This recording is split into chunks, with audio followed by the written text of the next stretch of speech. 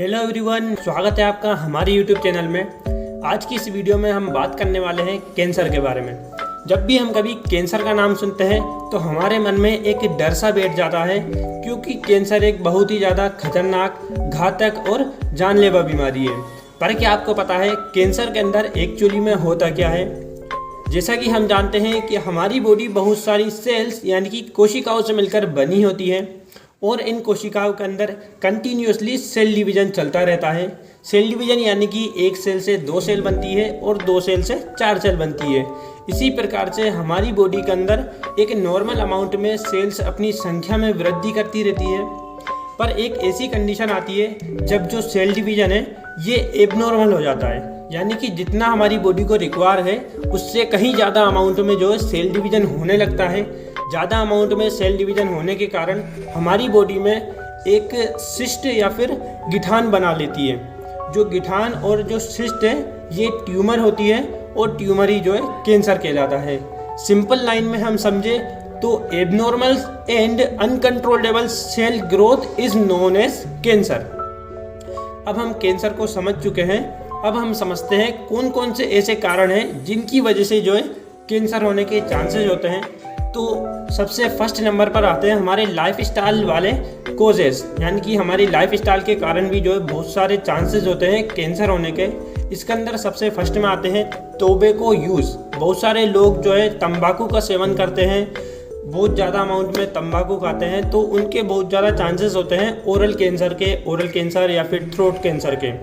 और कुछ लोग जो है वो एल्कोहल ड्रिंक करते हैं, उनके भी बहुत ज़्यादा चांसेस होते हैं ये कैंसर होने के। कुछ लोग जो है सिगरेट स्मोकिंग करते हैं, तो सिगरेट स्मोकिंग वालों के भी बहुत ज़्यादा चांसेस होते हैं कैंसर होने के। बहुत सारे चांसेस जो है हमारी सेक्सुअल लाइफ से जुड़े हुए होते हैं। कई लोग विदाउट कॉन्डम के सेक्स करते हैं, यानी कि अनप्रोटेक्टेड सेक्स, और कुछ लोग जो है अनहेल्दी या फिर अनहाइजीनिक सेक्स, ओरल सेक्स या फिर जो है एनल सेक्स उसको हम बोल सकते हैं।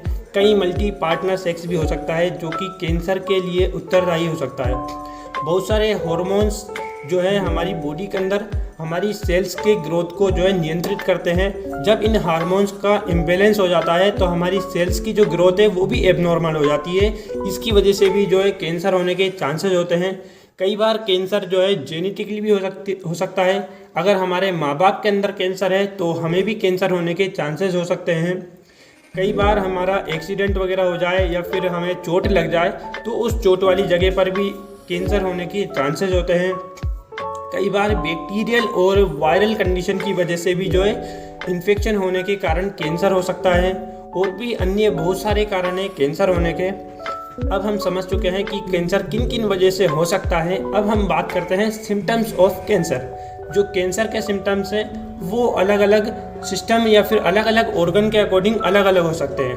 यानी कि अगर हमारे जो कैंसर है वो ब्रेन से रिलेटेड है तो हमारे ब्रेन के जितने भी फंक्शंस है वो इम्बैलेंस हो जाएंगे, यानी कि ब्रेन के फंक्शंस के अंदर चेंजेस आ जाएंगे जो एबनॉर्मल हो जाएंगे, और जो हमारा ब्रेन जो है वो नॉर्मल तरीके से काम नहीं कर पाएगा। या फिर और भी हमारे सिम्टम्स के अंदर इंक्लूड करें जैसे कि हेडेक होना, चक्कर आना, कई बार वोमिटिंग वगैरह भी हो सकती है, और वोमिटिंग के साथ में ब्लीडिंग हो सकती है। जो हमारा बैलेंस एंड कोऑर्डिनेशन है वो सही से नहीं बन पाएगा। जजमेंटल जो है वो भी डिक्रीज हो जाएगा, हमारी मेमोरी भी जो है कम हो जाएगी। और भी बहुत सारे जो मेंटल फंक्शनिंग से रिलेटेड हैं वो सारे जो है नॉर्मल फंक्शन इम्बैलेंस हो जाएंगे। अगर हम थोड़ा नीचे आए बॉडी के अंदर तो हमारे अगर ओरल या फिर थ्रोट का कैंसर हुआ है तो जो सिम्टम्स है वो ओरल और थ्रोट से रिलेटेड दिखाई देंगे, जैसे कि हमें खाना खाने में दिक्कत होना, पानी पीने में दिक्कत होना, जो हम बोलते हैं बातचीत करते हैं उसके अंदर भी जो है हमें परेशानी दिखाई देगी। अगर हमारे लंग्स का कैंसर है तो हमें ब्रीथिंग डिफ़िकल्टी हो जाएगी, सांस लेने में हमें परेशानी आएगी। कई बार जो है हमें सांस लेते टाइम कफ आएगा, कफ के साथ में ब्लीडिंग भी हो सकती है, चेस्ट पेन हो सकता है। बहुत सारे और भी जो नॉर्मल रेस्पिरेटरी सिस्टम से रिलेटेड फंक्शन है वो जो है चेंजेस हो जाएंगे। अगर हम देखें तो एपेटाइट से रिलेटेड अगर हमारे स्टोमक के अंदर कैंसर है, जो हमारा डाइजेस्टिव सिस्टम है उसके कोई से भी ऑर्गन के अंदर अगर कैंसर या ट्यूमर है तो हमारा जो डाइजेस्टिव सिस्टम है वो पूरा चेंजेस हो जाएगा। हमारी डाइजेस्टिव हैबिट्स जो है वो भी चेंजेस हो जाएंगी। हमें एब्डोमिनल पेन हो सकता है, कॉन्स्टिपेशन हो सकता है, लूज मोशन हो सकते हैं, जो फीसेस है उसके साथ में ब्लीडिंग हो सकती है। और अगर जो हमारा कैंसर है वो रीनल सिस्टम यानी कि किडनी या फिर ब्लैडर के अंदर है तो हमारे यूरिनेशन में प्रॉब्लम हो जाएगी। जो यूरिनेशन की जो मैकेनिज्म है उसके अंदर चेंजेस आ जाएंगे। यूरिन के साथ में हमें ब्लीडिंग दिखाई दे सकती है और एब्डोमिनल पेन हो सकते हैं। अगर फीमेल्स की हम बात करें तो उनके यूट्रस या फिर ओवरीज के अंदर अगर कैंसर है या ट्यूमर है तो उनके पेन होगा, ब्लीडिंग हो सकती है। मोस्टली अगर फीमेल्स जो मीनोपॉज है, जिनके पीरियड्स रुक चुके हैं, उनकी एज 45 अबव है, उनके अंदर भी अगर ब्लीडिंग बनी हुई है कंटिन्यूसली तो उनके अंदर मोस्टली चांसेस है कि वो जो है ट्यूमर हो सकता है उनको ओवरीज के अंदर या फिर उनके यूट्रस के अंदर। और भी जो है बहुत सारे हमारे सिस्टम से रिलेटेड हमारी बॉडी की फंक्शनिंग जो है वो चेंजेस हो जाएंगी, हमें कमजोरी दिखाई देगी, चक्कर वगैरह आएंगे। ये जो है हमारे सिम्टम्स की बात हो चुकी है। अब हम देखने वाले हैं वार्निंग साइन ऑफ कैंसर, यानी कि कुछ ऐसे साइन हैं जिनसे हम अंदाज़ा लगा सकते हैं, अनुमान लगा सकते हैं कि हमें जो है कैंसर हो सकता है। ये कोई एग्जैक्ट नहीं है, ये बस ओनली अनुमान लगाने के लिए है। तो सबसे पहला वार्निंग साइन है चेंजेस इन आवर वॉइस, यानी कि हमारी वॉइस के अंदर चेंजेस हो जाएंगे, हमें जो है बातचीत करने में दिक्कत होगी, परेशानी होगी।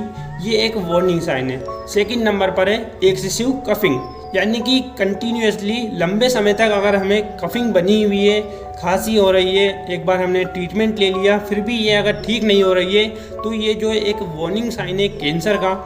इसके बाद में है bleeding from any part of the body, अगर हमारी बॉडी के कोई से भी ओपनिंग पार्ट से जो ब्लीडिंग हो रही है तो ये जो एक एबनॉर्मल कंडीशन है और हमें इसकी आगे टेस्ट करवाने की आवश्यकता है। इसके बाद में हमारा साइन है any lump in our body, अगर हमारी बॉडी के अंदर कहीं भी आपको लंप या फिर उभार दिखाई दे, ये मोस्टली जो है हमारे सुपरफिशियल स्किन में या फिर ब्रेस्ट वगैरह के अंदर जो है मोस्टली दिखाई देगा।